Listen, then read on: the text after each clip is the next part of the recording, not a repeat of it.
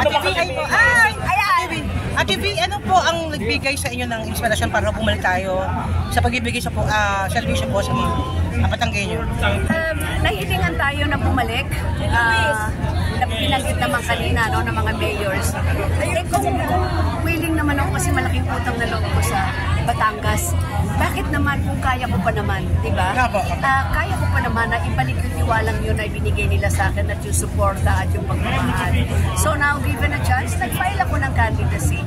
It's just meron lang ako hinihiling sa kanila. At yung hinihiling ko nga yun, kung pagkakatiwalaan nyo ako, pagkatiwalaan nyo yung team na tutulong sa akin sa pamamagitan ni Vice Gov. Luis Lucky Manzano. Kasi kailangan ko yung bagong tuloy. Lahat ng younger perspective in life, in projects, in the future. Kailangan ko yung para fast pace. 3 years lang to, mabilis to. You know, so kailangan isa lang ang vision ng makakasama. Kailan niyo po naramdaman na handa na po silang pumasok, kumalaot po sa mundo ng public service? Matagal na. Matagal na kasi lumaki na sila sa amin. Imagine, 24 years. Pero nung kinausap ko sila, yung parang kinuwento ni Lucky, na sisiguraduhin muna nila na handa na sila sa puso. Mahirap magsilbi ng half-hearted. Pag hindi ka full-hearted at handang magsakripisyo at handang magsilbi, huwag kang tumuloy. Pero pag ready ka na, it's about time. Kasi iba rin ang fulfillment nito. Yun yung sinabi kong priceless dyan, Melba. Wala kasing camera dyan. Buhay na ng tao ang kaharap mo. At pag gumanda ang buhay nila, dahil sa tulong mo, palagay ko, legacy mo na yun. At TV, kung sakali yung pala tayong manalo, no? Nangangahulugan po ba ito na maglalayo na rin tayo sa paggawa muna ng mga pelikula? Hindi naman. Mahal ko pa rin ang show business. Nakagawa naman ako ng 2. Pero ngayong nandito ako at gustong pagkatiwalaan uli ng Batanggenyo, ipaprioritize ko lang ito muna. I mean, sila muna ang priority. Kasi totoong buhay na to eh. Pag nagtiwala sila sa amin, palagay ko, ibabalik ko muna yung servisyo nyo sa kanila.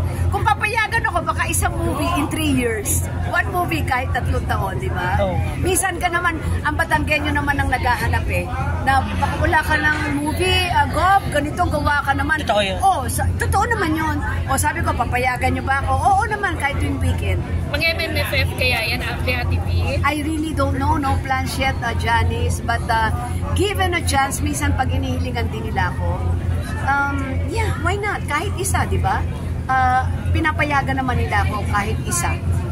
Pero maraming nag-worry kasi sa health mo, Ate V. Dahil di ba, lalo ngayon, uso na naman ang sakit. So, paano ang health mo? Nagkasakit po ba kayo recently?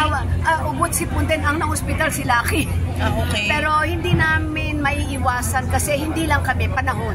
Oh, yes. And hindi rin namin maiiwasan dahil tao ang kaharap namin. Alam mo, ibig ko sabihin, hahalik sa'yo yan, aakap sa'yo. Ang gusto nga mag-mask kami. Sabi ko, hindi pwede. Pagkakatiwalaan kami, alam nga naman i-mask pa namin to. Eh di bahala na, nagtitiwala sila sa amin, ibabalik din namin yun sa kanila. Kasi priceless yun, di ba? I'm a senior citizen now, but I'm taking care of my health. Alam naman nila yun na once I need to rest, they allow me to rest. You know, but I thank God because of maybe yung mga exercises ko, kahit papaano na malaking tinutulong sa health ko, palagay ko malaking plus factor yun sa akin. You know, na nag-exercise, the right food to eat, ganon. Pagkapagod ka na, find time to rest, things like this na you take care of yourself too. At TV, last question na lang. Anong feeling yung successful po ang Barako Fest? Now it's the 3rd year po. Yes, that's why I'm asking you to please help us to promote Barako Fest. Kasi isa itong magiging tatak na ng Batangas. Pag pinag-usapan naman ng Barako, alam mo Batangas kagad yan, di ba?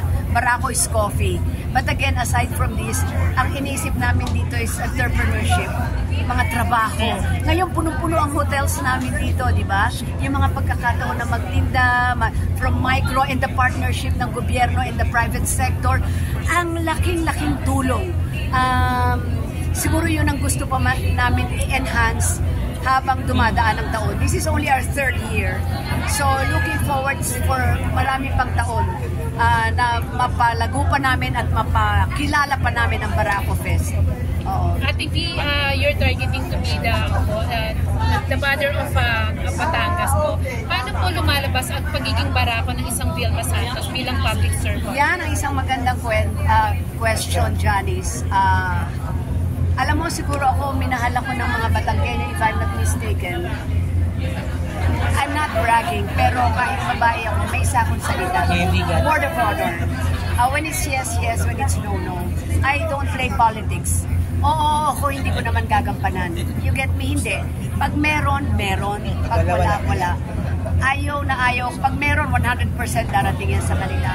Pag wala, I tell them straight, wala muna ngayon, maybe next year. Kasi I don't want them to expect na wala naman darating. So the magic word is word of honor.